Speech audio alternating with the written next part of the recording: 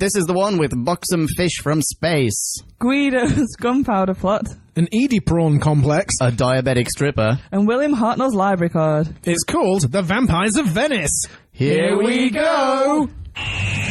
We're still on our relentless voyage. All through time and all through space. With Sabine and Angels now. Dalek, Cybers, Uden, wow! Tennant, Smith and Eccleston. And Capaldi, he's the man. Doctor Who is cool again. That was Russell's master plan. Who back when? Reviewing all new Who there is. Who back when? Subscribe and rate on iTunes, please. Rose and Donna, Amy Pond, Rory, Martha and beyond. Join us on this odyssey. What other choice could there be but Who back when? Who back when? Ladies and gentlemen, welcome to yet another episode of Who Back When, a Doctor Who podcast. Or Doc Past. Moving swiftly on, this is N066, The Vampires of Venice. And I'm not alone, as you've already heard, people keep butting in. Who's this guy over here? Hi there, I'm Pumpkin. How are you doing? Yes.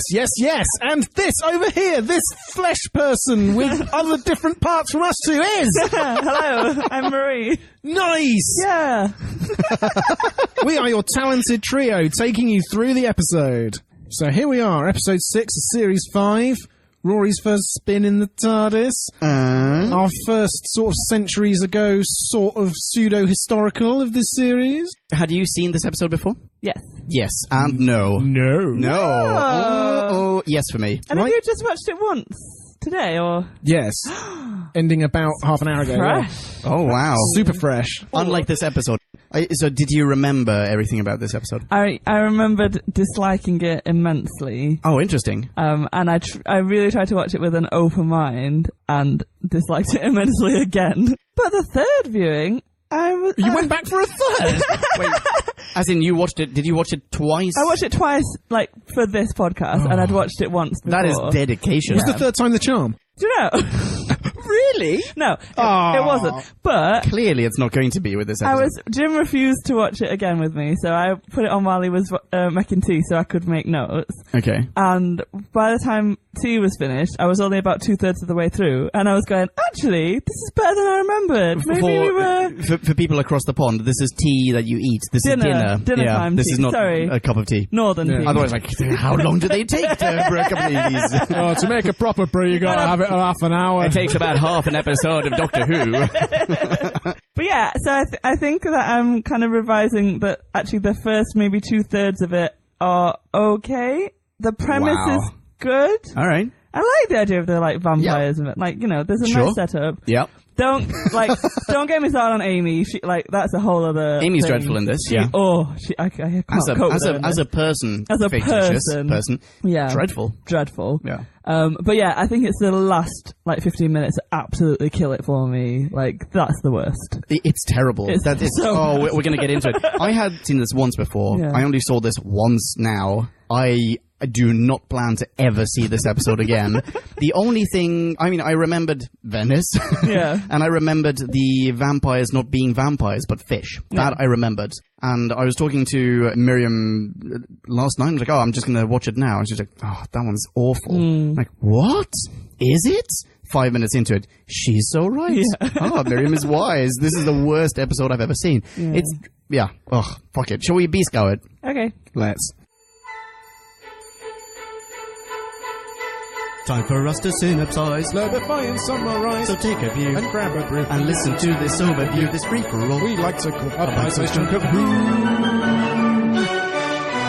Bite-sized chunk of who. Having recently extricated himself from Rory's bride's voracious mouth attack, the Doctor takes the ponds to 1580s Venice for some good old-fashioned romantic marriage counselling. Meanwhile, poor Guido's finding out there's not much of a future in the boat-building business in the floating city of Venice, and decides to deposit his darling daughter at the Calvary School for Mysterious Girls. Unsurprisingly, the Calvieris are alien fish creatures, hell-bent on sinking Venice, and prostituting the local ladies to legions of sexually frustrated fingerlings with tingling dinglings. B-scout over, you are welcome. Aren't you just? Right, so tell me what you really think about this episode. Would anyone like to start us off with a question? That is a question you just have. Sorry. Damn. I spent my only cards. Okay, so it's Rory's first episode. They basically spend the entire episode emasculating him. Yep. Not literally, but he is referred to as a eunuch. He is. There's the whole I have questions my about lightsaber's bigger than your little torch thing. He has a broom that has to face off against a sword. Wow, I hadn't spotted all these phallic symbolisms. Yeah. The Doctor can't be my brother, that's embarrassing, but Rory, my actual fiancé, he can be my brother. That's such a sad scene. Yeah. I feel Amy so is incredibly well sorry into for her. incest. Yeah. You don't know that. It's possible. This is like the one role-playing game that she's wanted. Like she's tried to foist onto her husband-to-be for years and years. No, Amy, it's gross. No, but come on. You can be my brother. You teach me some maths. Do my homework for me. It's like, and now, finally, we're in 1580s Venice. The opportunity is at hand. Fuck me, sibling. I'll cut maybe that bit. Leave it, I love it. Yeah, and then we end, well, I mean, not literally the end of the episode, but almost the end of the episode is him sort of reluctantly going, oh yes, I have to share my bride-to-be. We are her boys. Yeah. Oh, feel really sorry for him. Yeah. It is a proper character assassination for someone we don't even know yet. Yeah, you're not given a chance at all to like him. Well, there's one scene in this episode that I think is intended to be the scene, that this sort of his save the cat moment, where he dares to stand up for himself and for everyone who's a companion. And the scene where he goes like, oh, you make everyone want to impress you. Yeah. Sort of underlining, I don't need to impress you. You impress me, but I don't feel the need to go, to put myself in danger. Exactly. Or my loved ones. And please don't put my fiance in danger. Yeah, exactly. At the same time. Yeah. The Doctor doesn't hear that very often. Is that an effective scene though?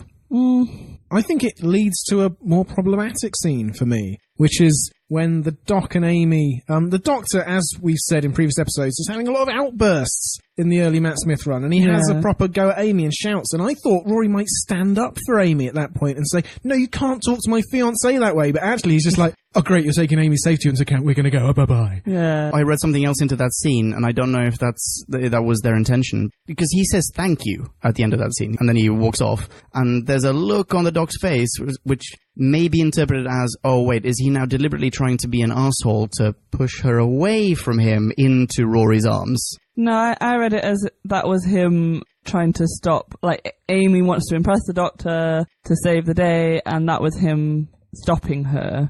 Resisting his urge. Yeah. So he's less of a... So it was a direct, okay. He's doing the right thing, but he's doing less of the right thing than I had interpreted. Yeah. Okay. All right, interesting. I quite liked Rory's opening scene.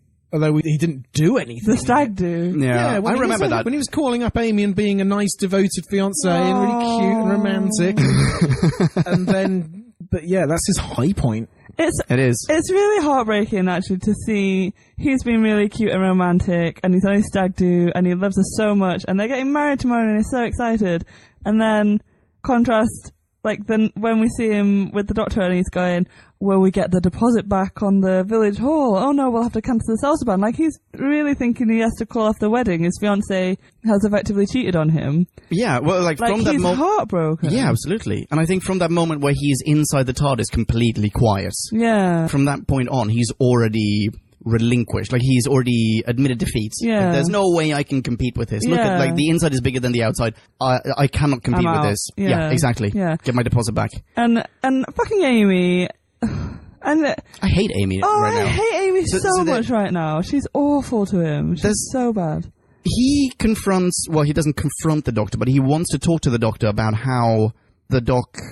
In his mind, the Doc kissed Amy. Yeah. It's not the other way around. But he never confronts Amy about it, right? That's the thing I was thinking, is does she ever actually apologise to him? Does she ever say... She slaps him and makes it all better, so there you go. No! that's also a dreadful scene. It's like, what really does that say bad. about their relationship and about fidelity and about... dare I say maybe the portrayal of female sexuality on this show? Yeah, I think that... Not okay. That very well, because the scene essentially says, Karen Gillan is hot. If the hot girl comes back to you in the end, well, you never had any cause to complain. Yeah, exactly. It's basically saying she's out of your league, isn't it? He's lucky to have her, so he has to put up with anything that she throws at him. She treats him like shit. Yeah. Like, and what she throws at him, according to this episode anyway, I don't really remember how their relationship progresses on screen. Yeah. But according to this episode, what she throws at him is physical. Like, it's the snog, it's that kiss. Yeah. That's what gets him to just go, it's all fine. Yeah. Like, it's okay. Yeah. That and barking orders. Yeah, but that's my point. Like, the rest of, aside from that kiss, she's really not a nice person. Dismissive of him. Like, there's the scene where they have the psychic paper and he's the eunuch, and he goes, oh, what does this mean? And she's like, oh, I'll explain later, and just walks off. It's like, fucking talk to him now. She doesn't have any time for him. And I know that you're on an adventure and the doctor's there and but this is supposed to be the person that you want to spend the rest of your life with. She's so dismissive of him. She's so pissed off that she now... Yeah, she's not the centre of attention anymore. She has to share the doctor with him. Do you think she's also pissed off that she didn't get the doctor? I mean, the last episode... Was it the last episode? Yeah. Yeah, that ended with her trying to go to the Bone Zone with Dockmeister. That didn't happen, and instead of going to the Time Lord Bone Zone, she's now back with her regular terrestrial husband-to-be. Yeah. What a disappointment. Yeah. So, yeah. Not even the good-looking one. Oh. Not even the good... Oh. No. He's a good-looking man, by the way. He's a very good-looking man. Yeah, he's just got a, rather unbecoming floppy hair. Like, I have to say, I like his hair. I adore Alf Darville. Like, I've been to see him in theatre twice. Oh, really? Yeah, since he was on Doctor Who, and he is awesome. Was he nude in either of those appearances?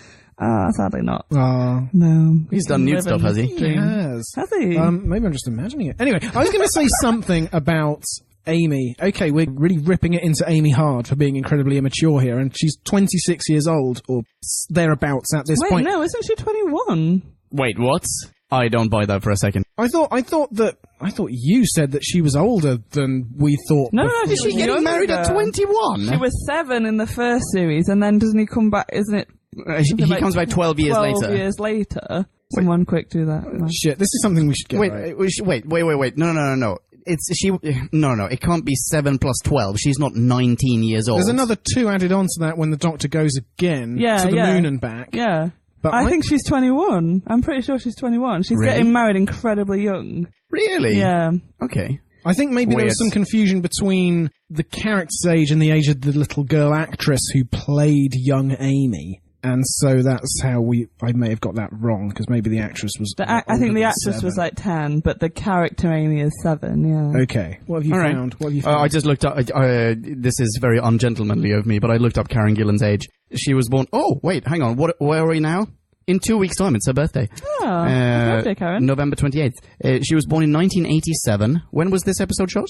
2010, so 23. But this has nothing to do with Karen Gillan's actual age. How old is Amy Pond, dude? Find that out. But I do wonder if that changes things, because it does maybe... She is acting quite immaturely, and she's had this little secluded life. Her parents died when she was young. She's an orphan.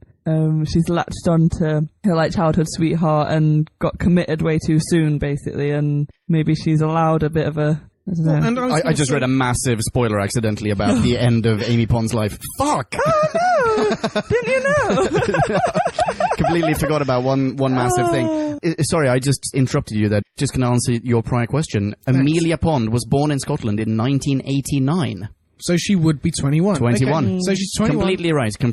And that counts in the favour of relative immaturity, and so does, having an imaginary friend, the Doctor, who she carries with her into adulthood. She isn't, she will develop, surely, as she goes throughout this series. So to set up that development, we probably have to hate her a bit at first. Yeah. So she can take that character in a direction. Possibly. There are other ways of setting up a little bit of animosity towards a main character than having her be unfaithful to another main character, both of whom we associate with fidelity. I mean, certainly from his point of view, he's the guy who waited, right? So, the chap who waited, the dude who waited, whatever his moniker is. So, bloke who waited? The bloke who waited. The bloke who stuck around. So, there's fidelity. That's at the heart of the Ponds. He's more like the fellow who followed.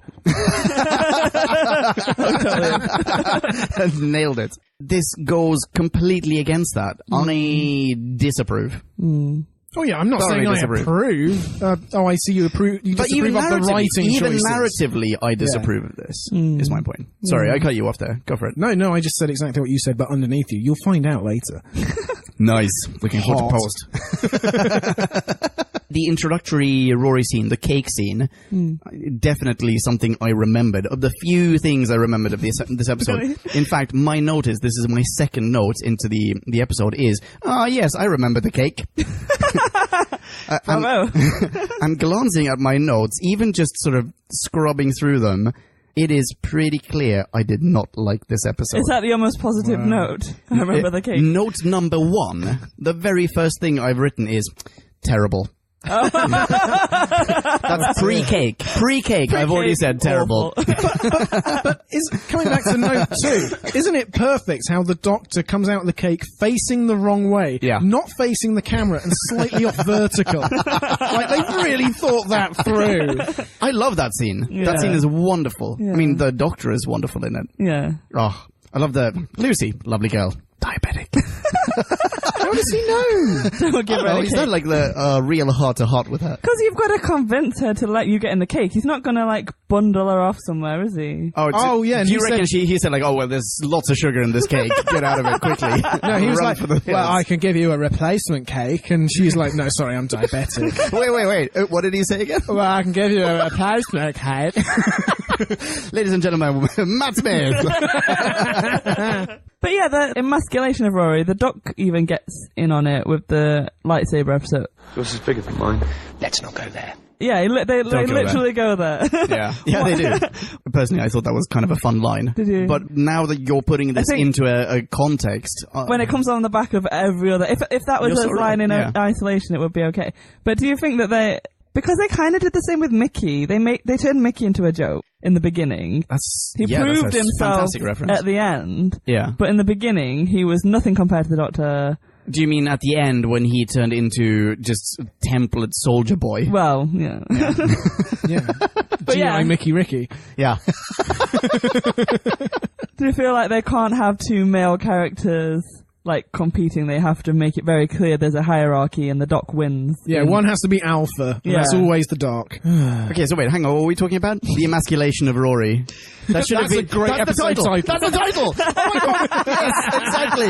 Oh my god, same page, 100%. Or we should just write that novel. But not show Rory. Hasn't he been through enough? Hasn't he? He can take a little more. Segueing from that, I can take us to a different topic, sort of. Please do. The emasculation of Rory, the eunuch reference. So we have the eunuch reference is also a great title. Doc flashes the psychic paper, the chap with the impeccable Italian pronunciation of Rosanna Calvieri. Signora Rosanna Calvieri. He immediately recognizes all of like their roles. He goes like, "Oh, Your Eminence," or whatever it is. Your Holiness. Your Holiness, thank you. He doesn't say anything about Rory. Rory then looks at the cards and goes, "It says here that I'm your eunuch." Okay, so does the Doctor project the former and does Rory project the latter? How does this work? Or is it the chap with the impeccable pronunciation who projects both? As I've understood the psychic paper, it's not the Doctor doesn't create a backstory for them. He just shows them a blank piece of paper and they see whatever they need to see to make it okay. Because there are even scenes, I feel, in past or future New Who where he has to ask them, "Oh, who am I?" Yeah. Right? Yeah. What have you just read from this piece of paper? But Rory can read the piece of paper. Yeah. And he sees that he's a eunuch. So what I'm thinking is basically, is this how the world perceives him, or is this his insecurity next to the Doc? Where he goes, "Oh, I am literally emasculated. I am dickless next to this Time Lord." Well, yeah, he's got a lot of stuff to deal with, and he hasn't even begun to process that. So you're saying it's Rory? Yeah, via the psychic paper in the mind of the thing. Because, the Doc's standing there and he's like, I can walk into any place. And the Doc is pretty formidable in this episode, even if it is a shit parade. The Doctor does not back down for one instant. He is ready for anything. And Rory is just walking in both their wakes. And so, yeah, you would see him and think, probably a eunuch. That's why he's slouching, he's ashamed of his inner lack. His thighs rubbed together. Yeah, exactly. And he's trying not to think about that with every step. Oh.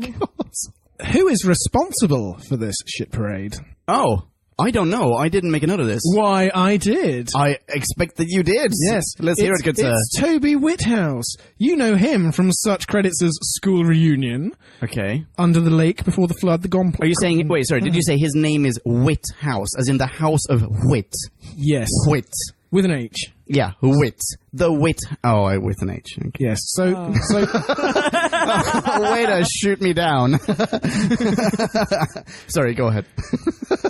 Under the Lake, Before the Flood, The God Complex, A Town Called Mercy, and The Light of the Land. So he's written a few. He must be BFFs with Moth. Very possibly. I only recognize a few of those titles. School Reunion was good. School Reunion was okay. Yeah, School Reunion was good. Who reunited? It was Sarah Jane and Rose. Well, Sarah Jane and Tennant, but Sarah Jane and Rose were the two companions who met. So, yeah, sorry, the reunion... Oh, fuck, you know what I'm saying.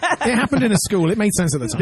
This spritz is finally getting to my head. Oh my god, you just said it happened in a school. Here's another one of my notes. I have written... Ooh, the School of Fish, in brackets, took me 33 minutes. It took me until you said. Yeah. Oh, score. Not just me. Not just me. Shall we talk about the school? Yeah, let's... Here's what I had as my one of the candidates for introductory question. What exactly do they allegedly teach at the Calvieri school? Finishing school. Yeah. For ladies. For ladies. To be a finishing lady. Oh, right. Yeah, how to wear your mask and... So it's just how to behave. Yeah, how to seduce, the Doge on Carnival, that sort of thing. Yeah. Interesting. I did not get that at all. Interesting. Oh, I got that. Okay. You were too busy just glorying in your school of fish. I hadn't even gotten to that yet. I was half an hour away from that. Well, it was a very strange school, wasn't it? I mean, they had that sort of one stone staircase set, which, while beautiful, they just sort of stood around and just hovered. And it looked vaguely Venetian. Yeah. Yes. Oh, well, yes. What did you think of the recreation of Venice, as someone who has lived in Venice? Yeah, I lived in Venice. I lived in Venice for a year, and this was not Venice. No? I mean, they had some B-roll footage in the very beginning. This is my, number 3 note or whatever. Pretentiously, I say, you would not have that view of the San Giorgio Maggiore from wherever that is. That's just Lagoon, is it? No, they have one of the Kodak moments of Venice in the very beginning, right? When the doctor open armed goes like, Venezia! That scene. The very beginning. Yeah, La Serenissima! Exactly there. And they're looking across the water, and they're seeing the San Giorgio. Classic, whatever. If you look at it now, then you see all the little, the pillars that look like candy canes, and you have all the, it's the Kodak moment. But that is taken from St. Mark's Square, from San Marco, and they are not in St. Mark's Square. They are somewhere fictitious. Yeah. Everything else is also bullshit. There are so many streets that look nothing like Venice. Wait, stop. There are streets. There are no streets in Venice. Sorry, there are 2 streets in all of Venice, and they go down tons of them. There are no streets in Venice. There are tiny little alleyways and tons of canals, but they just go down street after street. That's very true, and you can't even hide behind history, because the whole point is Venice hasn't changed. Yeah, exactly. There are a few things that I feel like if you're trying to recreate Venice wherever they shot this, on a stage or in some... I'm going to say they went to some Eastern European city that's cheap to shoot in. Prague? Maybe, yeah. There's old stuff in Prague? Yeah, they went to Prague and they just found one part of the old town that had some alleyways that they could cheaply shut down for a day or whatever, a few days. And there are a few things that if you're trying to recreate Venice there, those few things you need to get right. For example, Venice, famous for fucking water. It seems like such a rookie mistake to have so little water in their recreation of Venice, They have one pool into which there's a plank, which everyone seems to use at one time or another. Yes, yeah, that's true. I made a note, sort of production-wise, I made a note later on where what have I said here? Here we go. All the close-ups show tiny slivers of buildings that look vaguely Venetian, and this was not shot in Venice. Telltale sign that you're shooting it somewhere other than you're purporting to be shooting it is everything's a close-up. Yeah. You don't get many wide shots of this is you in this place that we're saying that it is. Yeah. It's close-up, and you see a stone in the background. It's oh, that must be Venice. And the other thing as well, which is weird. What's that? Presumably, even though Venice is now full of tourists, so it'd be full of more people than before. Yeah. As I said, it hasn't changed that much. No. So you could get up very early in the morning before the streets, well, the 2 streets and all the thousands of alleys are full of people, and take a fairly convincing shot of just, the red roofs, which is the whole Venice skyline. You could 100% do that. Yeah. I'm sure you could just, genuinely, I think you could just buy B-roll footage of that. You don't have to you don't have to send a BBC crew to Italy to shoot that footage. You could just buy it on Shutterstock or something. But if you're in Budapest anyway, then it's just, a couple of countries over, so why not? Sorry? Oh, how about Bratislava? Bratislava, I've never been there, love it. I've been there by mistake. Did you take a wrong turn at Huddersfield? What happened? We were trying to fly. Oh, where was it? It might have been Budapest, and I just clicked the one above by mistake. Oh my god, this is the best story. That's awesome! Well, did you actually spend time there? Yeah, well, because we were supposed to be going to Croatia, and being a poor student at the time, the only way I could afford to get to Croatia was via Budapest. And then we didn't fly to Budapest, so instead we went round Poland and Slovakia, and... That's awesome. Yeah. It was really nice. That's amazing. Yeah. Oh, I want to go on an accidental holiday. Just close your eyes and click a button. Click, click, click. Yeah. Sky scanner roulette. Yeah. I have one final question before we get off the subject of Venice. Oh, go for it. How would you say Rosanna Calvieri? Rosanna Calvieri. There you go. Oh, does she it's spell it not with, hard. She spells it with 2 R's. Calvieri. I would still say Calvieri. Yeah, there you go. I googled Calvieri in case it was a historical reference or something. Tis not. The only... And I even found, here's how you translate it from, quotes, Italian to Spanish to Russian to everything. And every single phrase that I found translated were quotes from this episode. Oh, wow. So I don't know, maybe it was an actual surname, but it certainly wasn't very prominent. Yeah. It could be something you just saw on an old gravestone somewhere while you're rocking around, Bucharest or wherever you are. Yeah, certainly. Somewhere that isn't Venice. It seems Italian enough. Marie, you sound like you have a point. Oh, that is the sigh of someone with something on her mind. Just going back to the school. Let's hear it. So it really bothered me that the guy, Guido, drops his daughter off, desperately wants his daughter in the school. Yeah.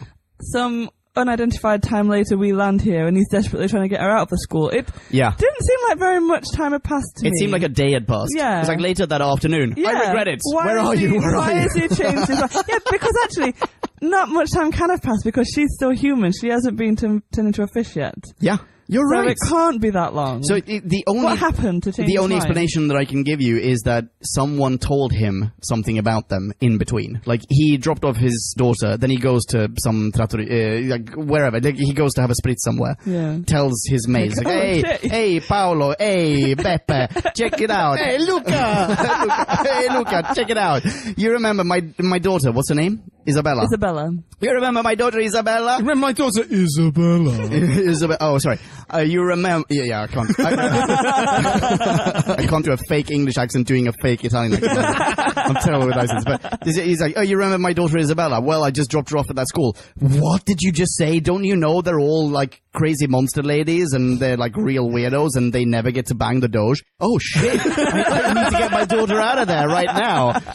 Cut to 2 hours later. Isabella, where are you, Isabella? Yeah. Absolute garbage. They're not really hiding their identities. When he shows up there and he gets knocked down by what's his face, the creepy son who bones his mum. Francesco. Francesco.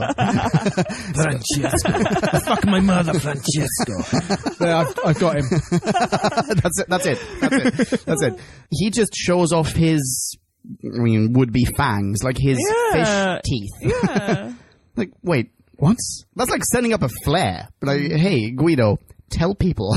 Yeah. Also, on the subject of teeth, we've had way too many teeth this series already. Oh. We had it in Weird Fish Thing in the first episode. We had it with the angels last week. Now we've had it again. We've had it in 4 of the 6 episodes so far. Enough with the teeth.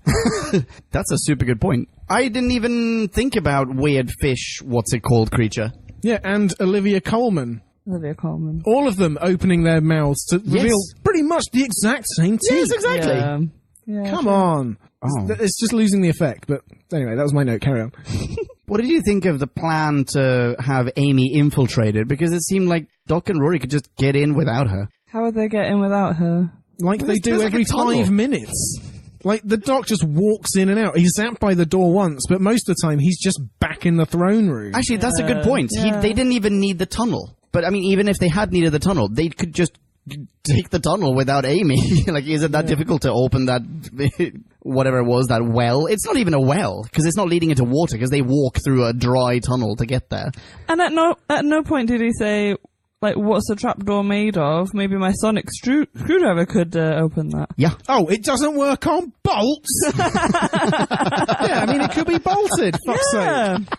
Also, what is that very useful room, the giant drain room onto which all the other doors of the house must open? Oh, What is yeah. that for? Do they all take a shit at once? Is it a communal thing? What is that for? Is that where they had the dead, not vampire? In the like trunk like a pirate chest. Oh, you mean which the was super weird. Yeah. You mean the Nosferatu who needs some Nivea Visage quick? Exactly. Because he's worth it.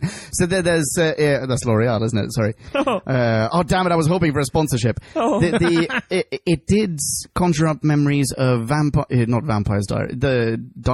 Interview with a Vampire is what I'm thinking of. Because there's a one you've seen Interview with the Vampire, right? So No. no. Educate me. Oh shit. Why? Why bother? I don't even. I mean, this was 93 or 94, and I don't know if I want to spoil this for you because it's such a good film. Just watch it, man. What, really? Yeah, It's really? great, man. It's great. I mean, roughly half of Podcast Land is currently disagreeing with us.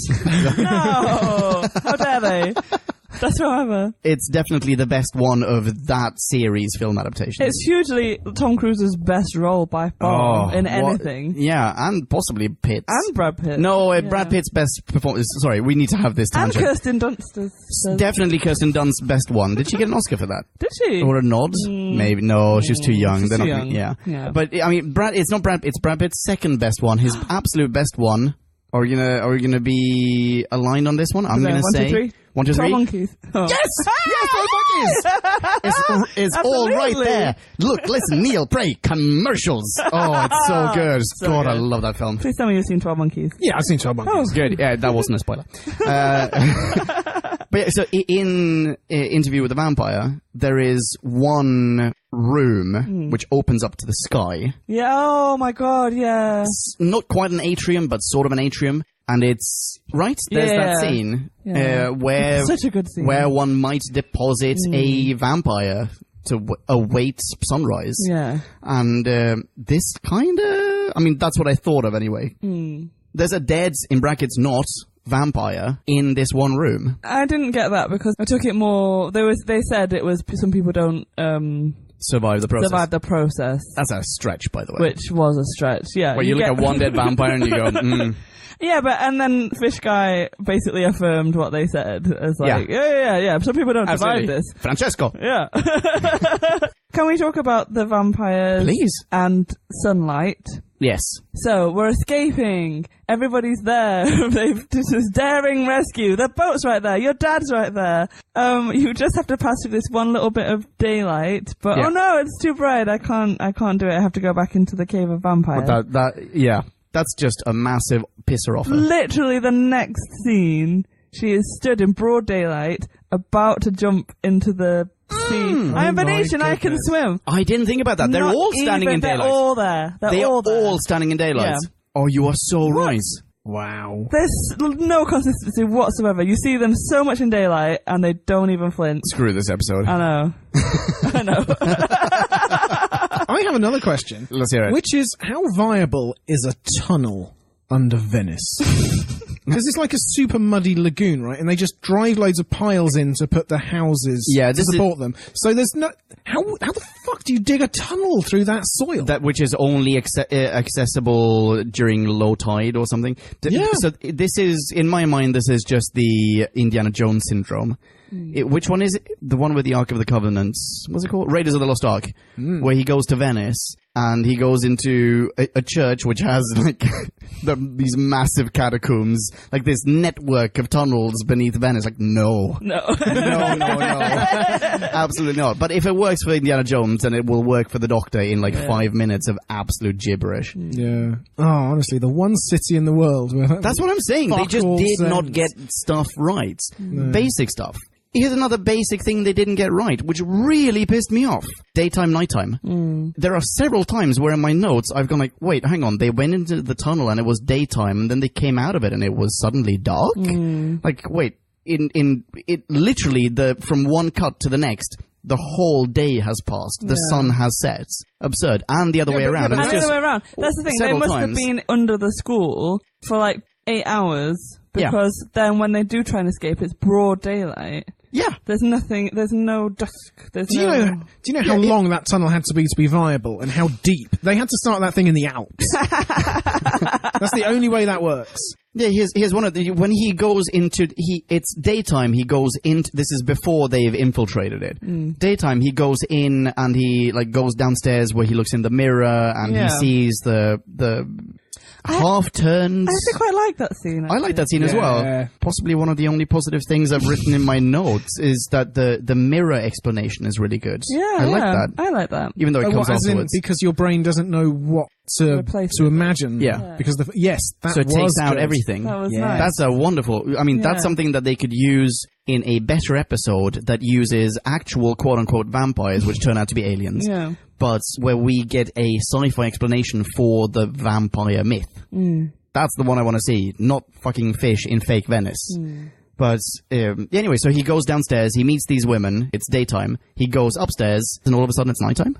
There you go. And also, just him running up the stairs is a fairly lame way of escaping. Yeah, why did they just let him escape? Yeah, in fact, wait, no. They don't let him escape. The sunlight prevents them from going upstairs, and when he's upstairs, it is nighttime. That's how he escapes. Goodness. I'll tell you what, though, it's not lazy. It's not just this episode. It's I mean, this is going to be a very brief tangent, hopefully, but the Hobbit films, like where in the Lord of the Rings Sounds films, like a big tangent. in the Lord of the Rings films, they established, okay, orcs hate sunlight, so we bred Uruk-hai, and then in the Hobbit films, it's just like, we need a whole bunch of orcs that can walk, that can just take sunlight. Okay, here are some. Yeah. And so it's just, why can't you work within these narrative constraints? Why can't you accept them? Yeah. And work around them? Yeah. Why is it so baffling and so difficult? It didn't need to be nighttime when he got to the top of the stairs, did it? Nope, not at all. No. He's just looking in the mirror for that long. He's like, hello, handsome. I got lost in my eyes. She has got the capability of controlling the weather. Like they start the thunderstorm with technology, With technology, yeah, absolutely. Wouldn't it have been nicer if it was constantly overcast and there was no sunlight, and then they could walk around and they could fly? Oh, why can they fly? Why can they fly? They can fly. Why can't they fly? Yeah, wait, okay. Where were you when they were penning this? You should have definitely just bumped up this script a little bit, because that's brilliant. Yeah. Yes, that gives them the shade that they need. Yeah. And B, wait, why can't they fly? There's only one scene in which only like 3 or 4 of them fly, and it's for a completely pointless reason. Oh, we're on the second floor. Yeah. But wait, why don't they just constantly... They're fish. Fish, like, famously do not fly. Flying fish. Flying fish. Yeah, not like... Know. Yeah, but that's more like jumping fish. They're not like, hey, we're gonna fly. Imagine if they were just leaping past the window. That would be great. They could make that sort of like a aerial ballet. There happens to be just a fountain just below the window. Yes! But seriously, why do they fly? Why do they build that into it? Cinematographically, that looked very much like the Shakespeare episode, by the way. Yes, it did. With the witches outside the window. Another thing why do they do that? Yeah. Okay. Why did they do it? When she's going to drown herself, she's like, I've failed. All the female fish people that I converted are dead, so I might as well jump in and let my sons eat me. Sexually. She takes off her cape that she's not wearing because it's a projection, and her gloves that she isn't wearing because it's a projection. Like, oh yeah, none of it's real. I know. None of it's real, and she undresses. And so does Francesco.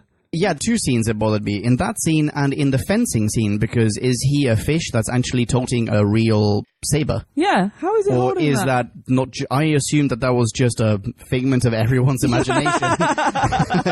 And why... Rory's a nurse. Rory's intelligent. Why does he use the broom backwards? Oh, and just stab him with like the birch end of it. It's like, I hate that scene. That's such a pathetic scene. I think that's from a slapstick. I occasionally I enjoy a little bit of slapstick, and that's almost endearingly dumb. No, I hated that scene. That was so bad. That was so bad. Yeah, it's just saying Rory can't handle his phallic implement. Yeah. He is useless. That's exactly what it's saying, yeah. Even if you had a dick, Rory, you wouldn't know what to do with it. Oh, yeah. Rory.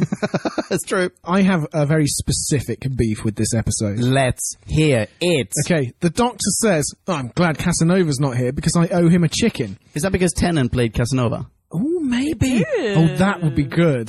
Okay.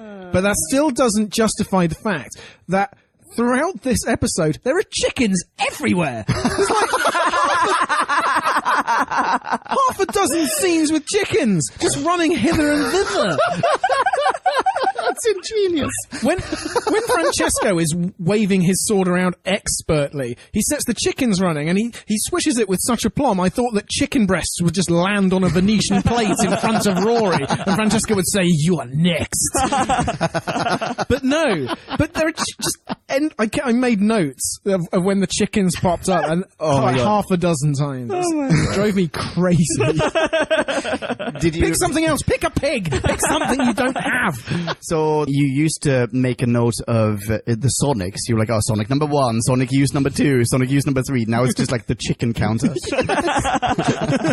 Awesome. Oh, I did like Rory's line. Yes, I want to talk about it now. I'm getting married in 430 years. Yeah, good that line. nice. Excellent line. Speaking of lines, is this a deliberate reference to the oncoming storm? We have a quote from what's-her-face Calvieri, by which I mean Rosanna Calvieri, who says, the storm is coming.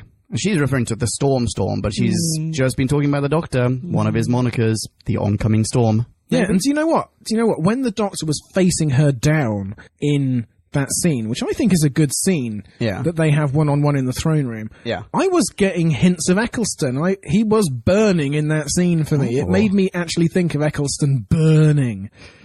He was really That's a great intense. scene, by the way. Yeah, it is, isn't it? Yeah. They're just constant sparring, and they're also thinking like, well, we're members of this very exclusive club. It's like in Men in Black, all the aliens probably at some point they just meet up and play cards, and they just talk about the good old days in the homeworld. But that's such a cool scene. I like this. Oh, well, you're another immigrant. Yeah. Yeah, and because you're an immigrant, maybe you'll be on my side. Yes, exactly. Also, however, but... Hang on, I haven't done saying good things about that scene. Because Toby Whithouse also wrote School Reunion, and that's very much like the interaction he had with Anthony Stewart Head. Oh. In that episode where he was trying to win the Doctor over. He was trying to seduce the Doctor to be part of his evil plan. Oh, that's to unlock very the true. code of the universe. So that's a Toby Whithouse trope. Very true. And so it's good that he sets up sort of an equal with the Doctor. Rather than, well, this is a bad guy and we just root for the Doctor. It's nice to have someone on his level. Does that happen in the... I've forgotten what the other episodes were. I only remember Town Called Mercy. But does that happen in any of the other House of Wiss episodes? I'm not sure. I can't remember. Podcast land. If yes, if no, Let us know. What I was going to say about that scene is that... You were going to shit on it, weren't you? No. I was going to say... I wasn't. I liked that scene. Okay. However... So she comes to him, she says, my species will be extinct. Only the male survived. We were going to die out if we don't do something. Yeah. She's come up with a solution. It's not the nicest solution. It destroys the city. It kills a lot of humans. Yeah. Isn't this the point where the Doctor should step in and say, I can relocate you? I can find a planet for you that isn't inhabited, that has an ocean. We'll combine your DNA with frog DNA and we'll make a fish park. It work. Yeah, exactly. He normally does that. He offers an out. And then the bad guys are the bad guys and they want to do it anyway. She's not a bad guy, she's a good guy. If he'd have offered a solution to go somewhere else, she probably would have taken it. All she cares about is the survival of her race. I mean, it's out of desperation that they're there. They've been escaping. They don't want to kill people, they just want to survive. Yeah. Yeah. And he didn't give her that chance. I thought that was a bit... Is it... Hang on. Oh, sorry. Isn't the solution that he's got rid of all the ladies, so they're back to square one? So what they do, because they can all apparently fly, is they get out of the fucking water, they find another watery city, and they start all over again. Nothing has changed. Wait. Hang on. Another question. Holy shit, this didn't dawn on me until now. Like, the main fish people have just been walking around on land. Yeah. Why do they need to flood Venice? Because that's where they make their sweet love. I was wondering if it was a male-female thing, but her son is walking around on land, so it's not. Obviously not. Looking at him when she is about to kill him, when Amy is about to kill him with the mirror. Do you remember? Yeah. And that is the worst moment. Oh! That is awful. Yeah, but wait, just to say this, he looks more like a crustacean than a fish. He has like 6 legs. He can walk around. He has legs, for fuck's sake. He is not a fish. Hence the Eda prawn complex. Exactly. Yes. Exactly. So why do they... I get that they also can thrive in water, but I mean, they're amphibious. Well, I guess they don't like daylight, so it's easier in water because they're out of the sun. Oh, I suppose. Yeah, that makes sense. Yeah, they don't want to dry out, and they don't have that many perception filters going around. Yeah. But they don't... I mean, if their plan is, well, we need to sink this whole city so that we can all, live in the sea, there is a huge fucking ocean out there. Like, you don't have to sink this one city, which is fairly close to the mainland. Oh, no. You just, the whole alien plot makes no sense to me. Another space fish reference. Did you notice that one of the shots of, what's her face, Rosanna, on a balcony, she's on a balcony and there's a teeny tiny stone space fish gargoyle on the balcony railing. Is that right? Yeah, screenshot. I will absolutely put a screenshot of that on whoback1.com. Absolutely. Indubitably. So, wait, are we to believe that, just to fuck with the humans who live nearby, who maybe have a view of this balcony, they went to the effort of employing a mason to fashion a tiny gargoyle that looks exactly like their alien species to put it on the balcony railing? Oh, that was done by Carlo. He's a man of many talents. Carlo. But he should have been played by Christopher Lee. Is Carlo human? Oh, I was thinking that as well. Yeah. And where does he go? He just disappears. Why does he work for them? 2.5 acts into this, he's no longer needed. The House of Wits had served his purpose for the House of Wits. The throne is the... Everything's controlled by the throne. You must destroy the throne. Yeah. However, I'm just going to climb up to this big thing, and look, there's a handy off switch here. Yeah. So, because I got to out Tenant from Evolution of the Daleks.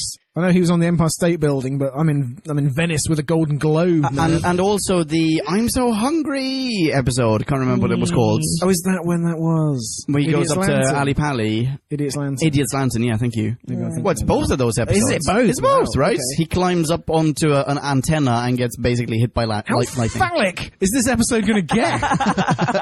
Because I tell you what, if they send Jodie Whittaker up a massive pole-shaped structure, there are going to be letters.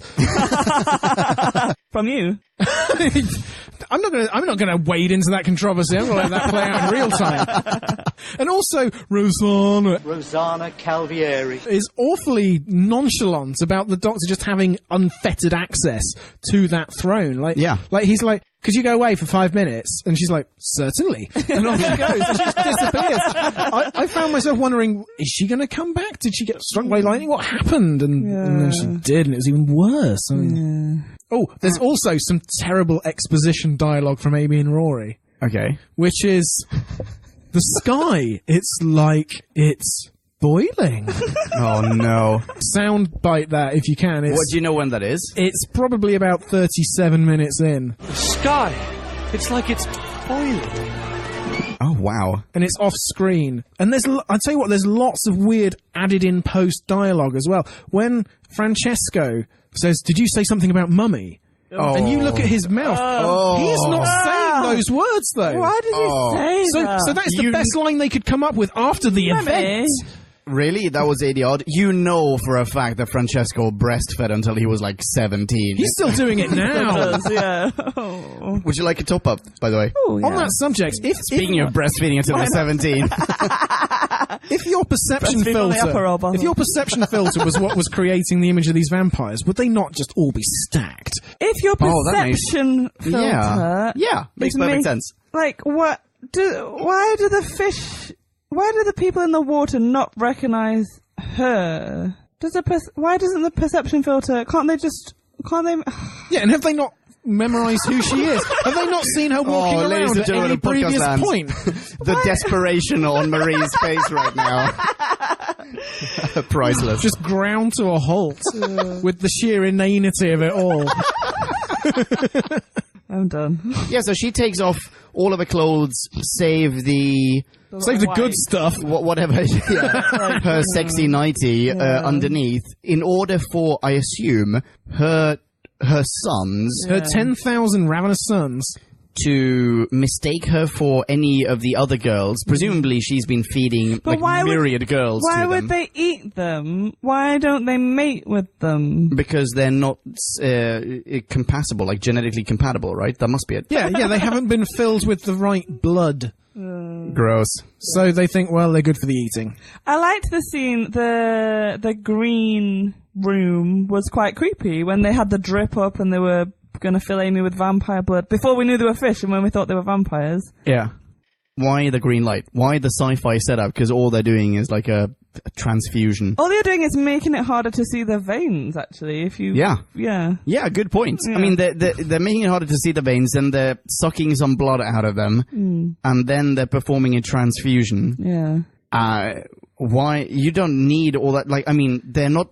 It's not like she's strapped to, or they're strapped to all these like super high-tech gear. They're strapped to a contemporary chair. Yeah. With contemporary leather straps. And but then we have a electricity in sci-fi the room. light. And yeah, exactly. You have electricity in the room. Maybe just sci-fi it up a little bit, House of Wits. Like, maybe you could do something else here. How do they pump the blood back into the girl? Like, is Francesco just like pouring blood into a sieve? Like, Gravity. He puts a hook at the top above her and it just drips. Really? That's how they get blood back into her? And there's not like, it doesn't matter what your blood type is. No, we don't care about that. It's Human fine. blood, as long as we just replace They it don't have blood with types. alien blood, you will turn into an alien. That's how it works. That's how it works. That's how they built Jurassic Park. I think so. They took a frog, and then, through gravity, they had dino blood drip into the frog, and it turned into a brontosaurus. Yeah, sure. Okay, I'm going to say one good thing and one bad thing about that scene. Constipated Triceratops. Go for it, sorry. Well, I can't top that. Spoilers for Jurassic Park. Still haven't seen it. Anyway, I liked Mummy's speech about your humanity will be Don't a call dream. her Mummy. Mummy! She was Mummy for me all the way through this. Oh, okay. Mummy's speech about humanity. Your humanity will be a dream, now faded. But I did not like how Amy knew exactly where to kick Mummy on the hip. Yeah. Based on that's what? Yeah. No. So we're going to strap down your hands, but not your feet. Yeah. Like, you're not completely restrained. Ran out of straps. I mean, there are some S&M sides I can direct the House of Wit to, where he could learn a thing or two. But why is she still conscious as well? Because when Isabella talked about it, you go into the room You lose your memory. Yeah, and lost then you time. wake up here. So I presume Super that good they point. were going to put her to sleep and then do something to her that she can't. Yeah, or that she aware just of. passes out. Yeah. The loss of blood or whatever. Yeah, she isn't even aware that they're taking the blood from her. She would say, "Oh, and then he bit me, and then I blacked out." She doesn't know any of that. Yeah, exactly. In that scene where she's talking to Amy, she very clearly has the bite marks. Yeah. I mean, like, we, the audience, clearly We are know. shown Yeah. the bite marks. Yeah, that is on the side of the neck closest to camera at all times. Yeah, exactly. Are we to believe that she hasn't noticed that she has these bite marks? Like, I've She been can't here see for... herself in the mirror. Oh, clever. Wait, no. Oh, hang on. They can probably see themselves Yeah, in the mirror. she's not wearing they don't know what to one of expect. those... What's it called? The perception filters? filters. Yeah, she's still human. Yeah, okay. I mean, relatively speaking. All right. It's all over my point. And just because the doctor can't see them in the mirror, they presumably can see themselves in the mirror. Yeah. I've got a question for you Well, about... hang on. I'm sorry. going to draw attention to the stupid, ironic thing in that scene that I've now lovely. just thought of as well, which is that 10 minutes earlier, the doctor was saying, "Tell me your entire plan." Oh, well, that never works. What a stupid thing that would be were that to happen. And then that's exactly what they do with Amy! That's so true. That is so true. I didn't register that at all. I really liked it when he said it, but you're so Yeah. right. You're so right. I liked it when he said it, but I also think that was a really shitty spoiler because that was the clip that they showed at the last week's episode bit. Oh, was it? And it's like, that's the best line in the thing. You've given it away. Yeah, that is a theme for this series as well. Just let your episodes speak for themselves. Yeah. Oh, we're going to get into another one of those get off my lawn moments where Honestly, the only reason I forgive you at all is because my memory is that bad. You were going to say something. Yeah, there are two things I want to say about Isabella. But first off, a question, because we segued from that. Oh, what were we talking about? Oh, we were talking about the mirror scene. That's what we were talking about. Yeah. So in that mirror scene, why are all of them talking in unison? Like, they're talking as though it's one voice. Why were they saying that in unison? Because that's super creepy. Well done, well done. Another one of the potential introductory questions was, do they share some sort of hive mind? Because that's how it's portrayed there. It's as though it's actually Rosanna who's talking through all of them. Yeah. Like, it's one person who's talking through 4 or 5, people. Just a word of wisdom, Toby Whithouse. Steer clear of hive minds in general, because whenever hive minds have come up in Doctor Who, we have just forensically taken it to pieces, and it never adds up and makes any sense. Just leave that concept alone. Oh my god, do you know where tangent. I want, at some point, let's say one showrunner from now, I would like them to go, like, while they're in the writing room, they're like, oh, this is what we're pitching for this season. No, we can't do that, because Who Back When is going to tear us apart. Yeah! Oh my god, please. Life goal. Done. Alright, that's happening. Okay, the other thing that I was going to say about What's-Her-Face, Isabella, was when she drowns, why does she have to narrate the whole drowning experience?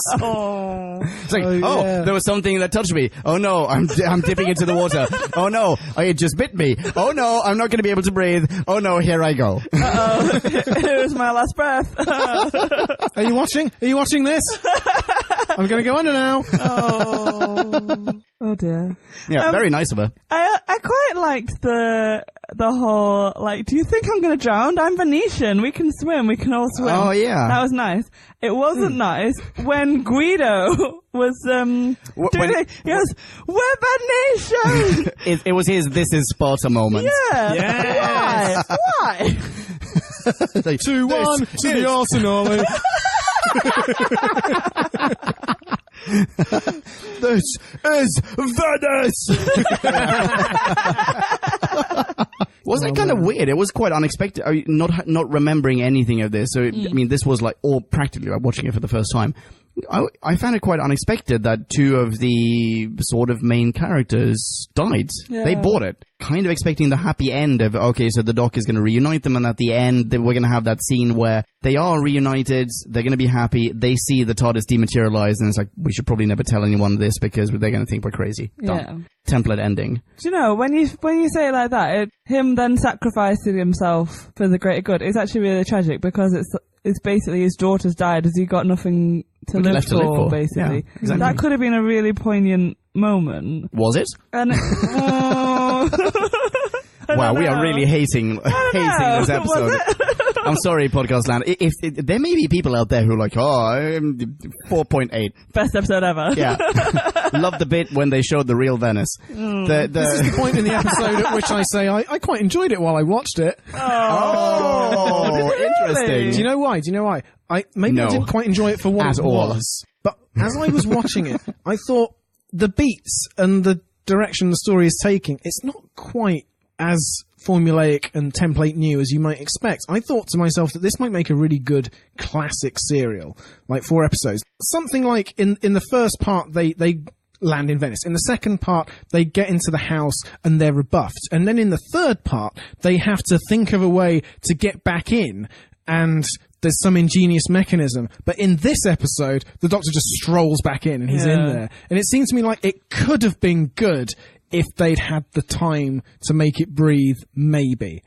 Except then we shat on it for an hour. But I do think the premise is really interesting. It's like, here are vampires. We know vampires. Yeah. And the teeth, and you don't see them in the mirror. And then you get these explanations, and they are like proper sci-fi explanations for them. So the teeth is like your survival instinct. Oh, right, yeah. You see the teeth, even though you don't see anything else. And the mirror thing, your brain doesn't know what to put there. I don't know. That doesn't make any sense, though. Why does the perception filter whereas subconscious have any effect on the recipient's brainwaves?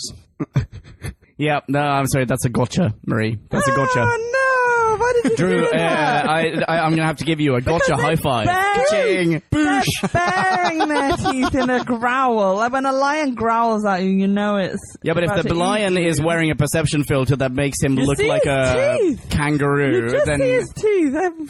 I bought that. I thought that was great. But yeah, I thought it's really interesting. I really like it when sci-fi does that. It takes something that's quite normalized in our culture and puts a twist on it, and it's like suddenly it's an alien. It's things that we've known for hundreds of years. They've always been in our mythology. Yeah. We don't know if they're real or not. I mean, they're probably not, but Probably.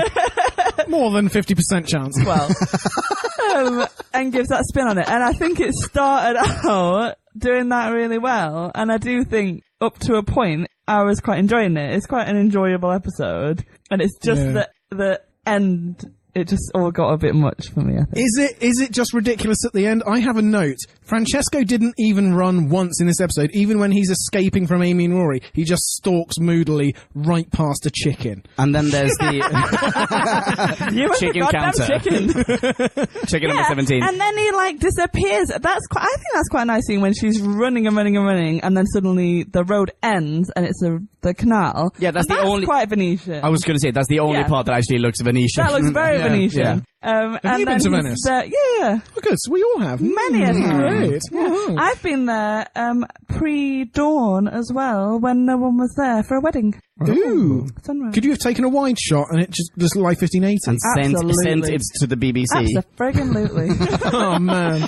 Next time. But that's not the only thing that Francesco does, by the way, as in he doesn't just disappear into water, he also belly flops into water, because there is an epic belly flop. You know for a fact that he had a very jippy tummy for like a fortnight after that. Oh. I have another question. Oh, let's hear it. Why is Rosanna out of breath when the perception filter goes a bit wonky? Oh, her Like she's on the gills were stairs. filled with... No. She's on the stairs and she turns into a fish and she slaps at it, and then afterwards she's like... Because she's a fish. She's supposed to be breathing water. Perception filter doesn't change that. I know, but she's just permanently out I of see, breath. so like the slightest effort. Yeah, exactly. I see, and that's why Francesco only walks Yes. everywhere, because he can't He'd run. pass out if it was going to run. He is a nice. huge, super quick lobster creature. dodging He is human very good. oxygen. He's definitely faster than a human. Yeah, before that fight scene with Rory, he just took a really deep breath. Hang on, here's another question about the fight scene and the fact that when he is on top of Rory, when Hot. Yeah, very hot, semi throughout. In that scene, when all of a sudden the perception filter is turned off, he is huge. He's like 3 times the size of a human, at least 3 times. Why would he restrict his fighting capability to just the space occupied by a human? Just using his bottom 3 arms. He could just use his tail to kill Rory in one fell swoop. Why does he do that? Yeah. Oh, there's no one else around as well. Why don't you just switch off the perception filter and just Scare the shit out of obliterate them Rory, both? and then Yeah. exactly. Oh, god damn it. Okay, wait, damn it. Oh, really don't like that. Alright, here's another question, and I think this is a massive plot hole. Huge plot That hole. we haven't talked about it. And I really, really hope that it's not just based on something that I've completely missed. And that both of you are not just going to go, oh, that's because 23 minutes into it, this line appears. So in their little tete-a-tete, when Doc chats with Rosanna, she just asks him, where are you from? He goes, Gallifrey. Boom, done. And in her mind, she probably does, like, oh, you're one of the few survivors of Gallifrey. In fact, she alludes to knowing that Gallifrey is now gone. You should be in a museum. Exactly, you're quite rare. Yeah. As species go, you're quite rare. But then in the next scene, she says, hang on, ba-bum-bum-bum-bum-bum-bum. Soundbite. No, because I can't be Not bothered. soundbite. I don't want to watch this one more time. I don't even want to scrub through this episode, but I've written down the quote. She refers to him as the same man who turned a whole species to cinders and ash. And she even refers to him as the Doctor. How does she know who he is? Well, 23 minutes in. Has she heard anyone call him Doctor? Uncle Doctor? There's Uncle Doctor, but Oh, what? I hate Uncle Doctor. Why? Uncle Doctor, that's the uncle who makes all the kids sit in his lap. Why? Oh, no. That's Uncle Doctor. Even in 1580s Venice, that's not That's cool. gross. It's Christmas, sit in my lap. You reminded me of something else that outraged me. The thing that bothered me was when they go to Amy. Again, going back to the green room scene, Amy's trapped. Yeah. Like, you obviously have technology beyond these, I think they call them savages. You've got this psychic paper, wherever you come from. Yeah. Amy makes the worst joke in history, and she says, "Oh, I'm from Ofsted." Why does she laugh? Why does Rosario? No, what's her name? He said it 50 times! Rosanna. Why does she laugh? She doesn't know what Ofsted is, does she? She has no idea. Why would she know what Ofsted is? Don't laugh at the non-joke. I have a question. Let's hear it. The doc gets irate with Rosanna because she doesn't know Isabella's name. Yes. Haven't we had a running joke where the doctor just completely forgets someone's name over and over again? Such as Rory's name? Or Rory's name even. Yeah. Well, he's emasculating. What, you mean the good-looking one or the other one? Yeah, exactly. I knew it was someone he was in the process of emasculating. Yeah. So, yeah, what a hypocrite.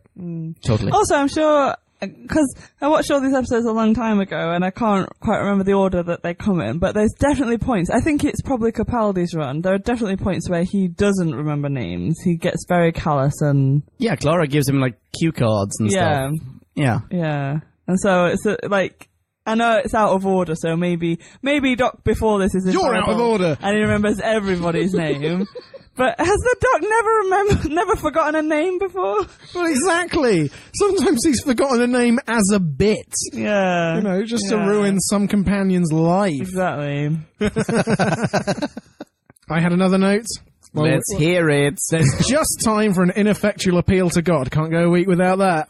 Well, what was that? Oh, where the storm, and by the way, the storm, the smoke across the sky looks...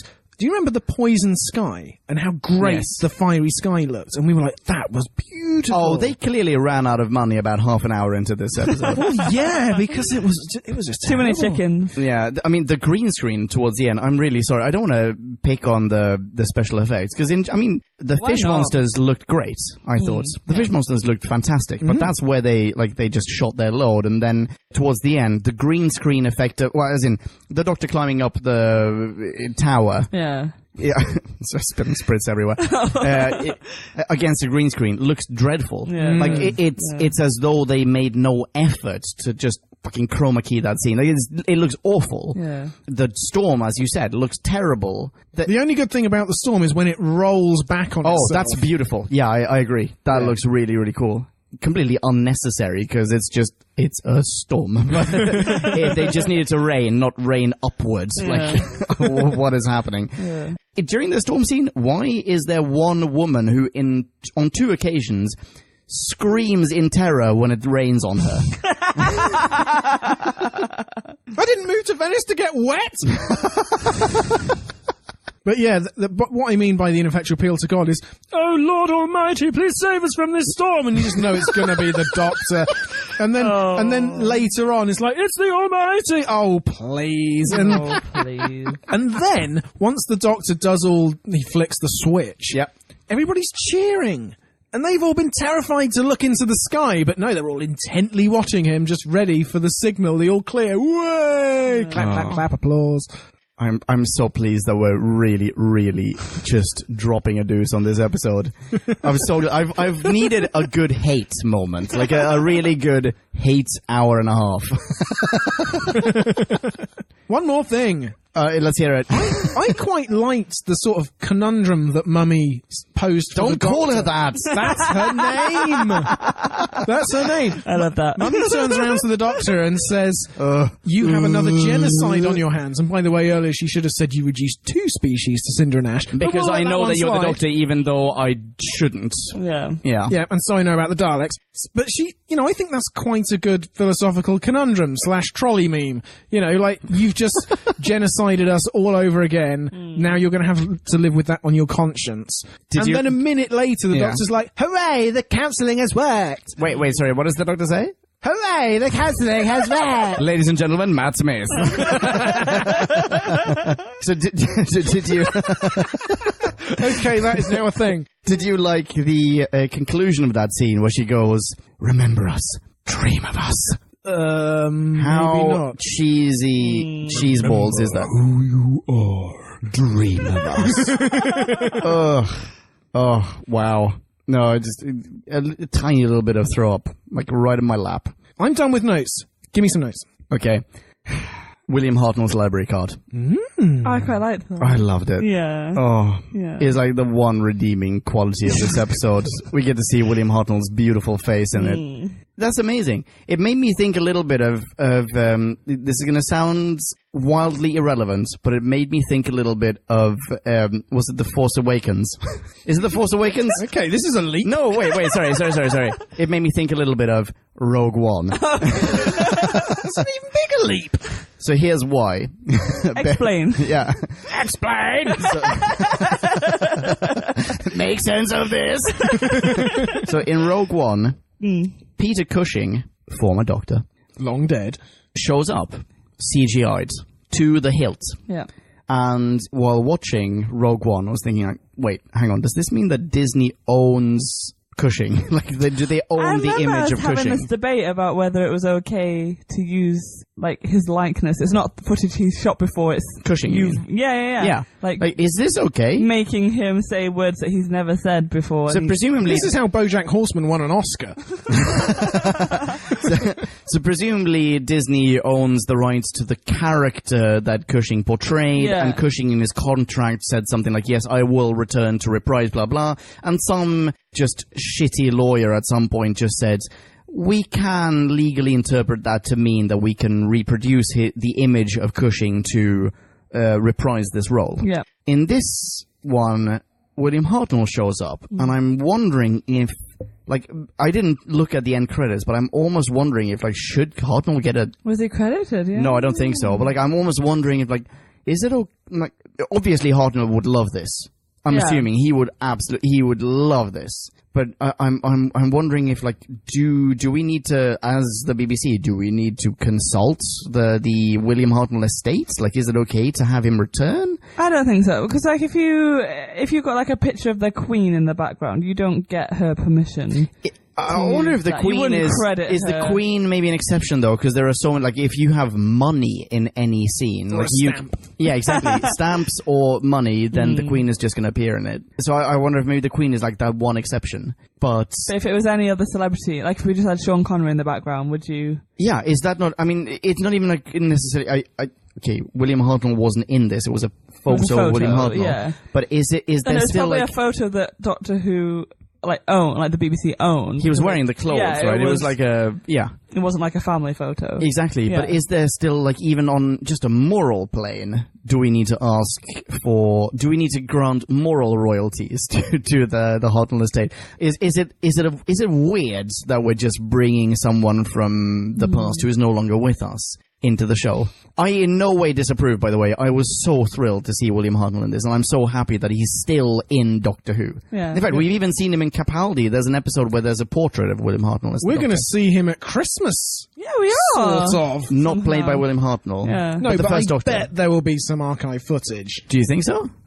I don't think so. Do you know what I think? Oh, fuck. Wait, hang on. Say your thing first. Well, Here's in my fear. Just in the trailer, because going on the trailer alone, they start off with William Hartnell making a speech, and then it morphs into, is it Philip Bradley? Is that his name? David Bradley. David Bradley, yeah, well done. Yeah, it just morphs into him. Really? Yeah. I've Watch not the seen that trailer trailer again. Dude, I'm Read my trying to essay. avoid spoilers. I'm not watching these things. Oh. So that's why you didn't read my essay. Well, now there's an explanation. I did read your essay! Oh, okay. Ladies and gents, you need to read his essay. Yeah, Say your thing, say your thing, say your thing. Okay, so here's my fear. That David Bradley, that the BBC is going to reshoot Hartnell scenes with David Bradley in them. Ooh. That's my fear. Do you know what? They could reshoot lost scenes. I don't wanna see that. Wiped scenes. Oh, that happily. That super duper happily. But if there's footage that actually exists of Hartnell as the first Doctor... But why would they reshoot? Because you don't want to have two different actors playing the same character in a 50-minute special. But why are they gonna do flashbacks to an earlier episode? Well, I don't know. Maybe it's like old episode. I don't know. You know, who knows? This is Doctor Who. Maybe Capaldi's going to travel back in time or forward in time or wherever. He's traveling to the web planet. He's going to see Hartnell interacting with the Zarbi, and instead of Hartnell interacting with the Zarbi, he's going to see. Just at a distance, he's not interacting with Hartnell interacting with the Zarbi, but at a distance he sees Bradley interacting with the Zarbi. What it'll be is that would make me sad. Hartnell will be interacting with the Zarbi, and then there'll be some throwaway line that was actually in one of the serials, like, I'm just going to go over here now. And he will, and that's never explained because that's a line flub or the producer just never picked up on it and it was just left an edge of discretion moment. Yes, exactly. And Moffat will turn what seemed like a loose end into something that is integral to this plot. Ah, that would be so cool if he does that. That I would be super happy with. That would be amazing, yeah. And I bet you that not just we, but tons and tons of nerds with access to microphones and RSS feeds around the world will say, did they already know that this was coming in 1964? Years ago. Because you said that there are times when Hartnell sort of wibbled and wobbled in and out of the role. So, you know, he could just explain one of his lost weeks as, I was on the planet hanging with Capaldi. Yeah, definitely. I mean, he went on holiday a bunch of times. Yeah. Exactly. This week, no Hartnell. Seriously. Yeah, there are a few. I mean, I think I feel slightly bad laughing about it. I think there's a health aspect to it. But there were tons of it. I mean, there are so many, even now there are more seldom, but still, there are moments where you go like, why was there no companion in this one episode? Yeah. Like, what's the Diamond Planet one called? Midnights. Oh, yeah. That's a Doctor episode. No, she was in the Bahamas just getting a tan. Yeah. Just enjoying herself. Doing a holiday. Exactly.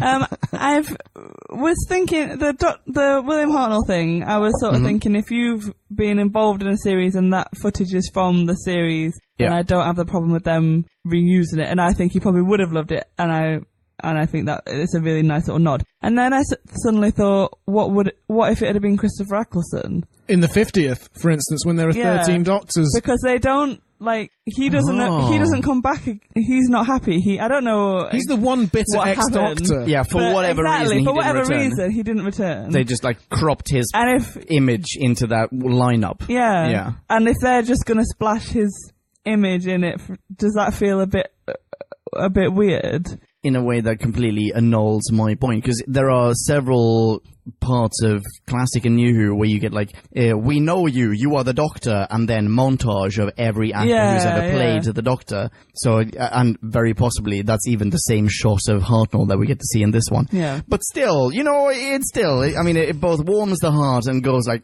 is this okay? Yeah. I mean, he would say yes, but should we still ask him? Maybe they did. Maybe, yeah. Ouija board. I read a thing, his estate. I read a thing about Christopher Eccleston. It was an interview recently, and it was when he's going to appear back in Doctor Who. And it was a total clickbait headline. And I clicked on it, and it said... we baited Marie. Yeah, we busted. Did. Said I'll be around for the 100th anniversary episode, which would make him like 96 or something, so... Maybe not hold Tom Baker did that. Yeah, exactly. He wasn't that old, was he? Tom Baker is 324 years old. And he doesn't look a day over 70. Yeah. Oh, Tom Baker's such a dude. Okay, shall we go to the final notes? Yes. Our joint final notes. Let's do it. Well done. So, go for it. Okay. I didn't like it when the Doctor and Savorian says, "What can you hear?" And he goes, "All I can hear is silence." Like that. And like... all of the audio cuts out. Yeah. Hello, darkness. And then they both pop into the TARDIS. It just seems like it's such a crammed in there. It's not a natural line. But when you're also thinking like, guys, don't go! Like all of the sound just disappeared. Yeah, this is huge. Something stay where you are. Happening. Stay here and find out why everybody, even the chickens, have stopped cooking. Like find out what's happening here. Yeah. Yeah. You saw some watery tarts acting weirdly across a canal, and you thought that was worth investigating. But the world going mute is just completely fine with you. No one would, like, it's so unnatural to say all I hear is silence. Yeah. Like, is that meant to be equivalent to I can't hear anything of note? Like, Well, sure, this yeah. doesn't seem special But to me. it's not. It's just a reference to the silence, which has been referred to time and time again. Yeah. And then we've had it again that whoever the alien foe is, they are aware of the silence, and it's only the Doctor that has no clue what the silence is. Yeah. Doctor doesn't know. Exactly. Bingo bongo. Yeah, and the other thing is how the silence is referred to is, like, it's spoilery, so I won't say too much, but from what the silence ends up being, how they talk about it, it doesn't fit. Like, it should... Surely at this point they know what the silence will be, and they should be clever enough to... You can use the word silence and be vague enough that we imagine it being one thing, because that's the idea, is we imagine silence is coming. I think what I picture is the never-ending story, basically. Like... I've not seen it. Feel free to spoil it. I don't give a shit. Oh my god, what? You have. No. What? Oh my Well done. Jesus. Okay, fine. I was just watching Yogi's First Christmas over and over again. Oh, dude. Drew, do you want to come over one of these nights and not watch Neverending Story again? Let's do that. Yeah, let's not watch that again together. Fine. It's like the best kids film ever. You should definitely watch Better it. than Labyrinth. No, I'm not going to finish Do that. you know what though? But on a par with Labyrinth, I would say. Really? I haven't seen Seriously. Labyrinth either. Oh my god! What? Okay, that cannot stand. That's I know. blasphemy. I know. Oh my God. I want to watch it. I want to watch Rectify that it. right now. For David Bowie, I want to watch it. Let's but stop this Neverending Story. podcast and put Not it on. only David Bowie, but Danny John Nothing Jules. can stop this podcast. Yes. Wait, who? Danny John Jules, Cat from Red Dwarf. Oh, really? Yes. What? I think he's the voice of a puppet. But nevertheless. You know what? That doesn't beat David Bowie for me in No, terms of yeah. reasons to watch Labyrinth. David Bowie's crotch is the reason. Cat for from Labyrinth. Red Dwarf is in it. David Bowie is in it. But anyway, Can't really tip the scales for me. when you're a kid and you're watching the Neverending Story, Yeah. and Remember it vividly. it's like the nothing comes, and it is like everything's being eaten away, and your existence is in danger, and everything just. Ooh, like the Ink Thief with Richard O'Brien. It's fantastic. It's so good. Wait, what now? This is reference heavy, but that's a deep cut. Ooh. Any Ink Thief fans out there, get in touch. Hands up, everyone. Basically, I'm just begging Richard O'Brien to follow me on Twitter. Like, oh yeah, I'm well aware of it, Drew. Sorry, Marie. Please do continue. But no, like that. I think that's whenever they talk about the silence, that's what I picture. And then when we get the resolution at the end of the series, that's not what the silence is. And I think it would be really nice to look back through the episodes and go, oh, I read it wrong, and actually you were referring to this. And I think in this episode, it doesn't refer to what the silence actually is. It doesn't fit. It's a bit... But there are also references to them running away from the crack in the universe. Yeah. Right, like she says, like, oh, there were certain there were some cracks that were as large as the skies, and some cracks that were tiny but still powerful, and yada yada yada, like very scary. And that then, as far as I recall, and admittedly my recollection of this is rather hazy and based almost solely on the 50th anniversary. Yeah. But that also does not pan out. Like, their impression of what the crack in the universe is not entirely accurate. Yeah. So maybe it's not just the Doctor not knowing what the silence is, it's no one really knowing what's going on. Yeah. There's something huge and potentially cataclysmic, and everyone's sort of assuming the worst, but no one really knows how and why and who. Is that why I've never been able to really get a handle on the silence? Because it's just so widely inconsistent. I think so, yeah. Okay, I'm going to stop blaming myself. Yeah.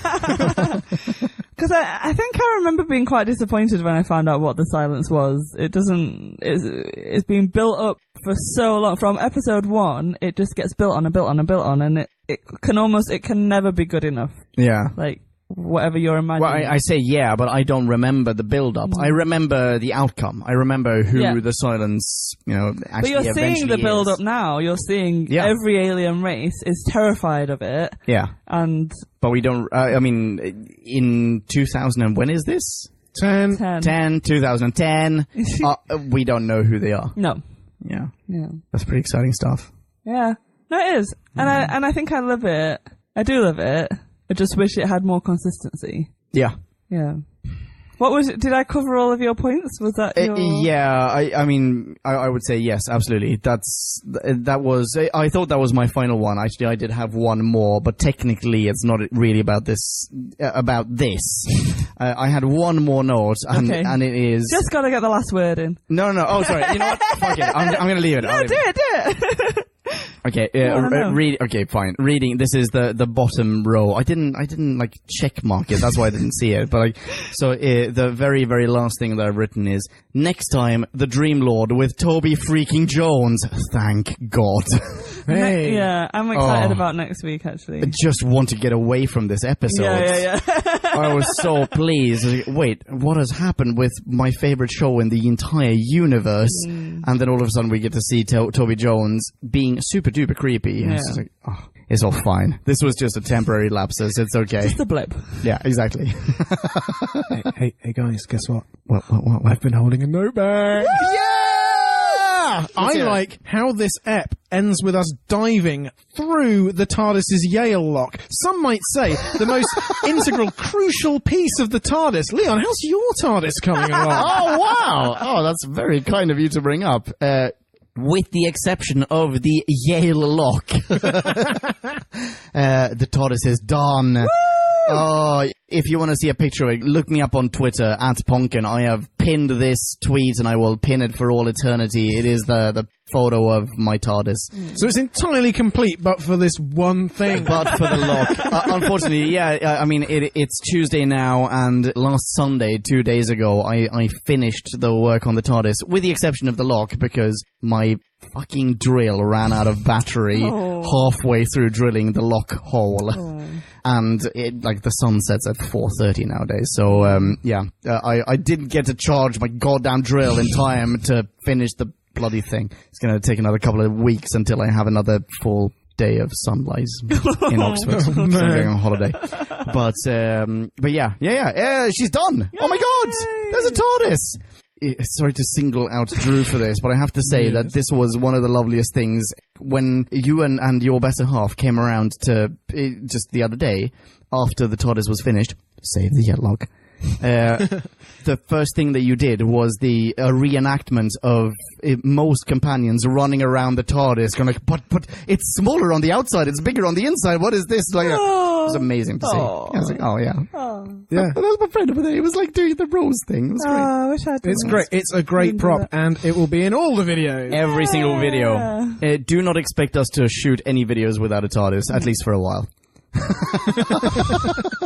To be fair, I would have done that had there not been a stepladder in the middle of it and it was pitch black when I arrived. So. Yeah, there's just a stepladder inside it right now. Yeah. It's not bigger on the inside.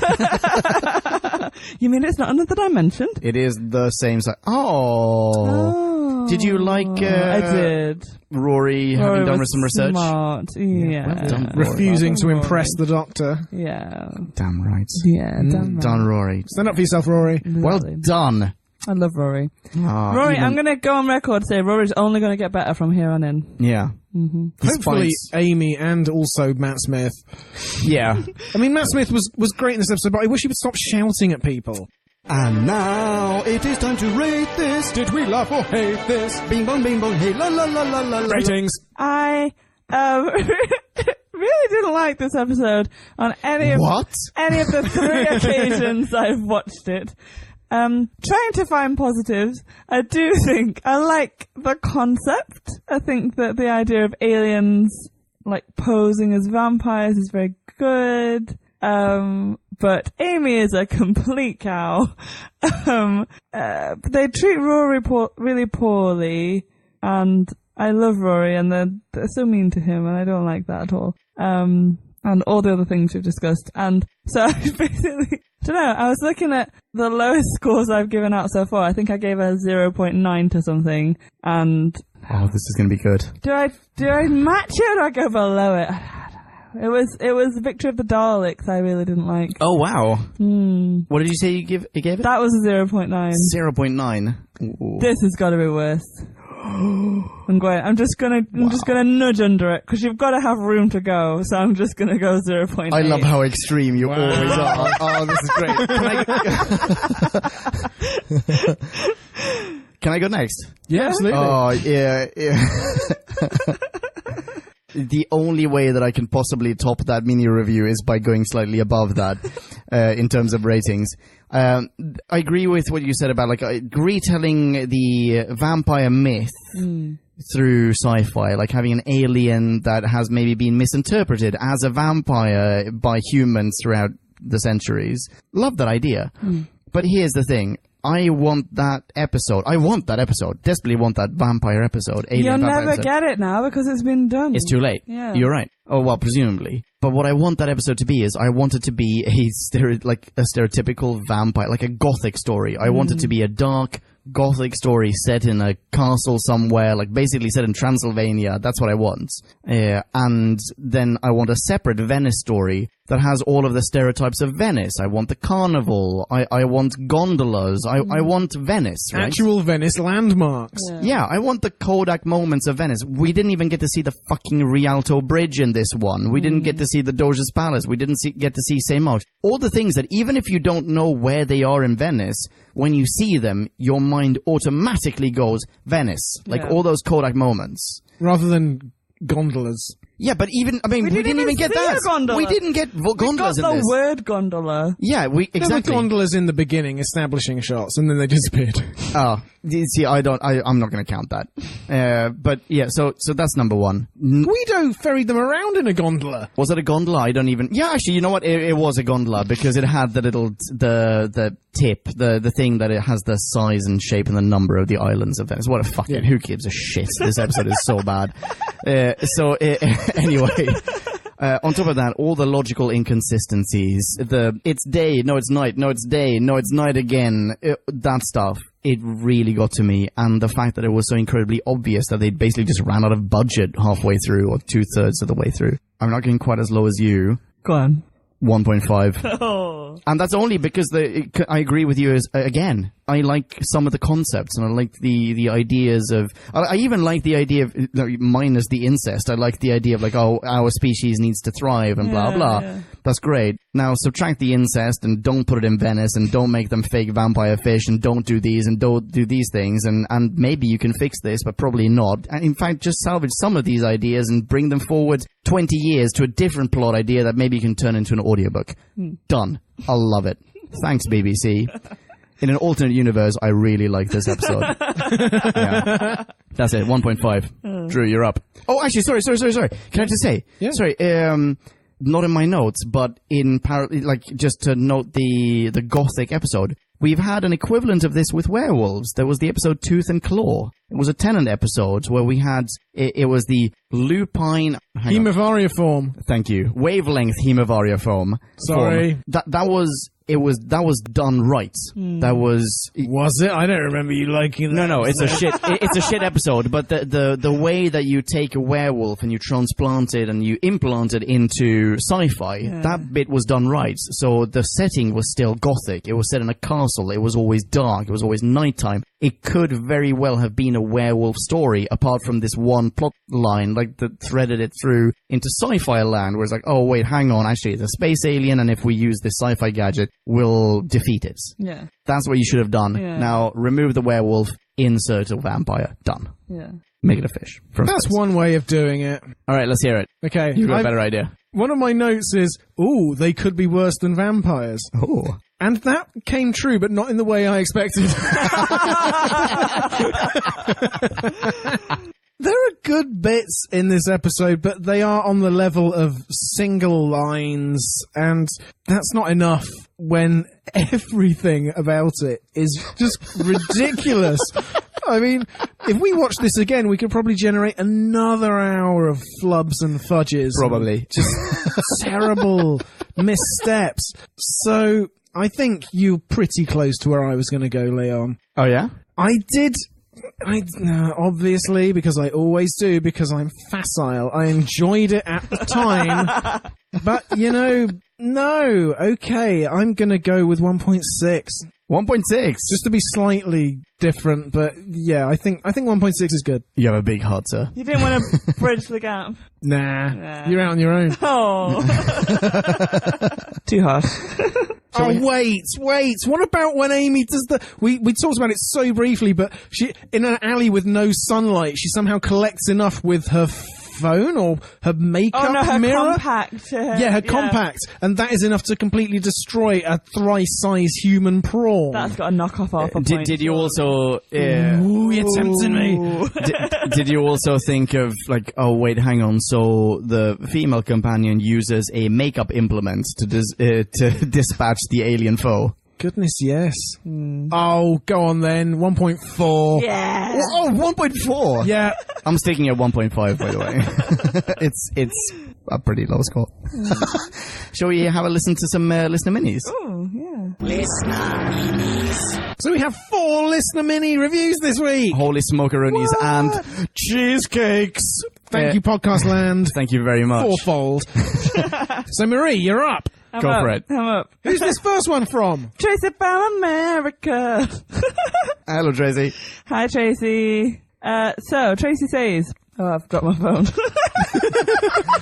Spritz, ladies and gentlemen. Spritz, very appropriate drink, by the way, given that it is the Venetian cocktail. I did think that. Yeah. Oh, yeah. Oh, yeah. Venice? Vampires? Amy is a jerkwad? No need for a question mark, Tracy. Full stop that Full sentence. stop. Exclamation point. Amy is a jerkwad, period. Oh, Amy. If you're interested in polyamory, you have to talk to your current partner first. That's like 101. This episode sees Amy constantly acting like a jerk, and Rory annoyed the entire time. I can hardly blame him. Amy nearly threw away their entire relationship for a taste of Time Lord, and okay, yes. While that does sound exciting, Rory is clearly devoted to her. Why is she so keen on jeopardizing that? Things only get worse when they discover Madame Calvieri's special school for fanged teenagers. Rory was expecting a romantic getaway, and instead they're thrown into danger. No wonder Rory jokes about losing their wedding hall deposit. This is a lot for him to take in. I don't think he's joking. Oh, Rory! I don't think so either. No, me neither. No. Sad. Oh, break my heart. But when it becomes clear the danger Amy has walked into, Rory has some hard words for the Doctor about the risk he puts on others. And some callbacks. The setting and supernatural is real theme reminded me of the Shakespeare Code. Yeah. Yeah? Absolutely. While the ending, during which Doc climbs to the roof in a thunderstorm to disable a thing, reminds me of what Punkin called it, Daleks Take Manhattan? Again, yes. Yeah, yeah. Got that one? Did I call it that? Oh, awesome. I don't know. I'm so clever. Questions. Why does Madame Calvieri die of jumping in the water disguised as a human while her son did not? True. Oh, yeah, because all of their hungry offspring, or her hungry offspring, is just in this one tiny bit of canal. I think maybe they only devour women. Oh, sexist fish aliens. And are we meant to understand that the 10,000 husbands just live in the Venetian canals eating people until they die of old age? Don't drink the water. Don't drink Yeah, water. don't in general. Like, fish aliens or not. Yeah. And why, at the end, does Amy act like their successful bonding was somehow her idea? Because she's a jerkwad, period. Jerk. Rating, bubblegum. Very accurate rating. Thank you, Tracy. Thank you very much. If you want to follow Tracy on Twitter, and I'm sure you do, she can be found at Yekotnyatnoof. That is Fountain Tracy. Backwards. The next mini is from Michael Ridgway. Hello, Michael. Hi, Michael. Michael begins optimistically. This episode and season is a lot better than I remember it being. Maybe the bad 11th Doctor episodes, Rings of a Carton, stink the good stuff out. Lots of snappy one-liners and funny and poignant moments. I agree with you, Michael, to a degree. Fake Venice looks great. Agree to disagree. Oh. Oh, wow. Can we rearrange that sentence to Venice looks fake?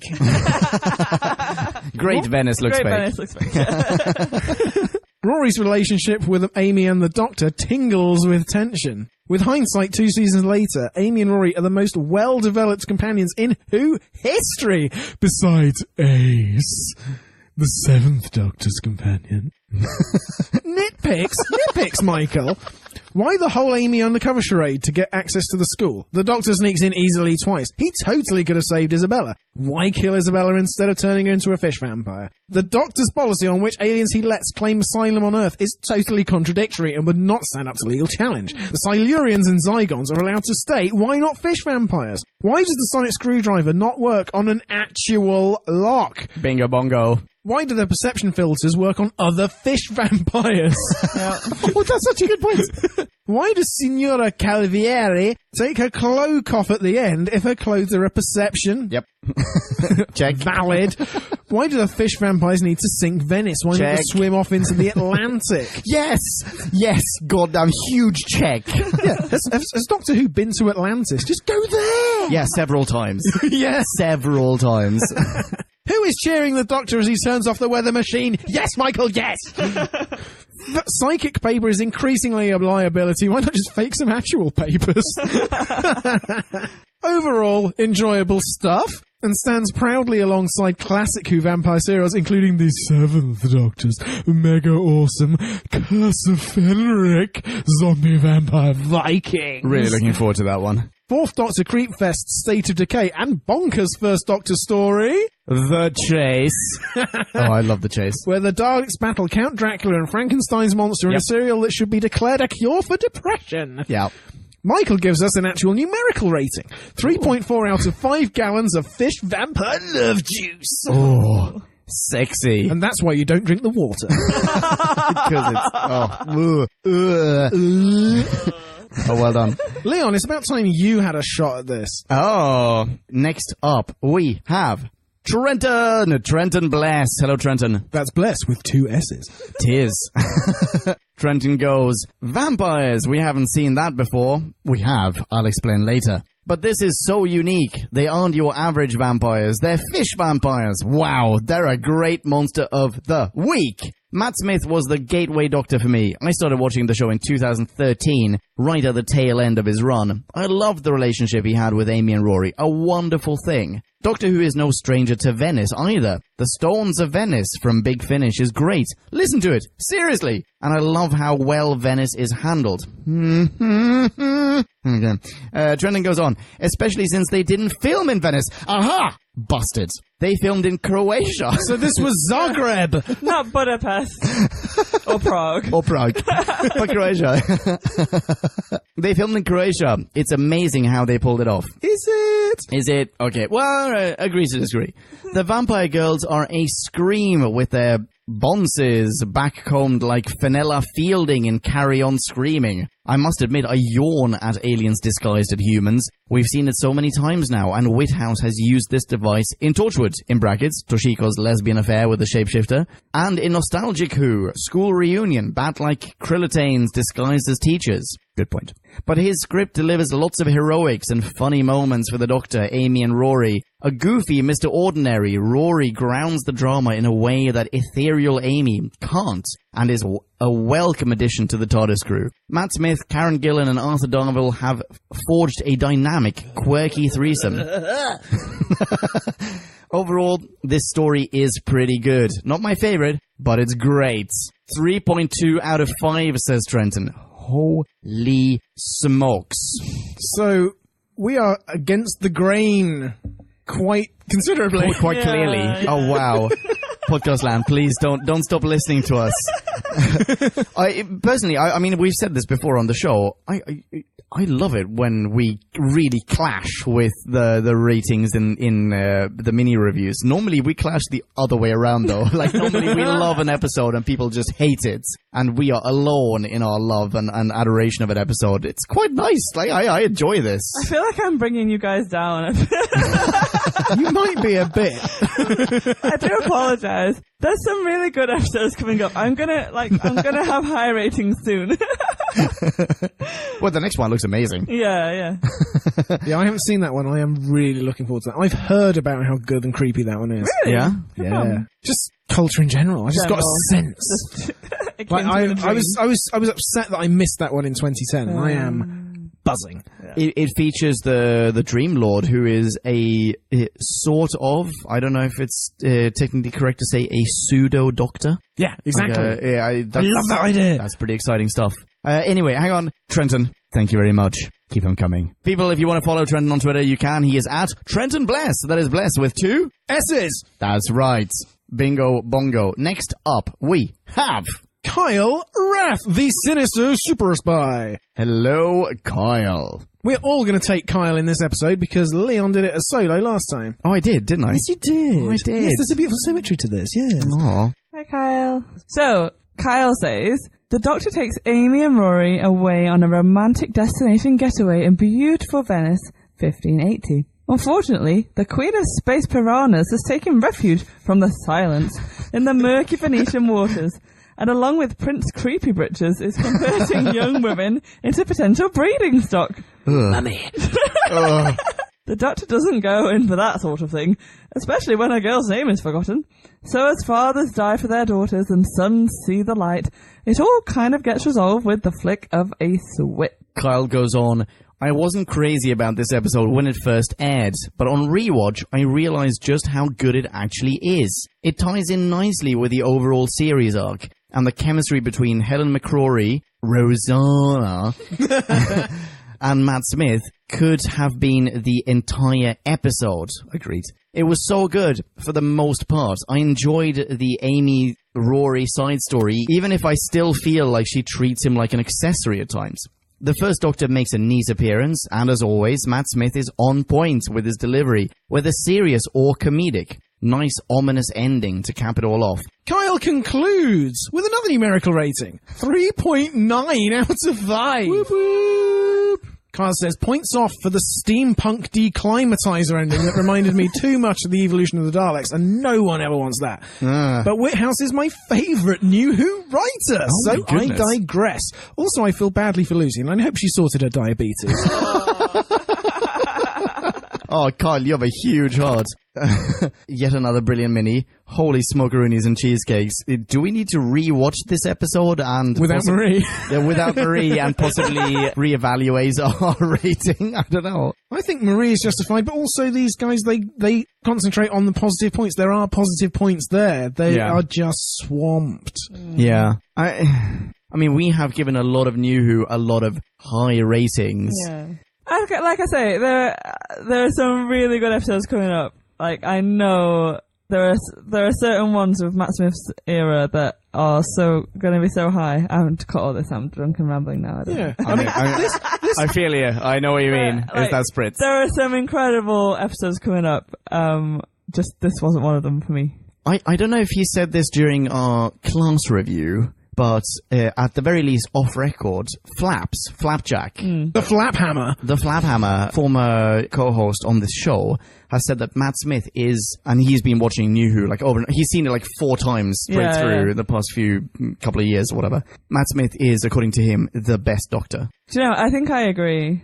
I think, because as soon as we started going back through these again and watching them again, I just remembered why I loved him so much. I think he's fantastic. And he has the best story arc, and he has some of the best episodes, and I think he probably is my favourite Doctor. Yeah. I still need to be reminded of his story arc. Yeah. But as just his performance is spectacular. Yeah. Absolutely. He's amazing. He's so alien. Yeah. Perfect. Is that it? I think that's it. Is that really all we've got in us? 2 hours and 19 minutes? Holy smokes.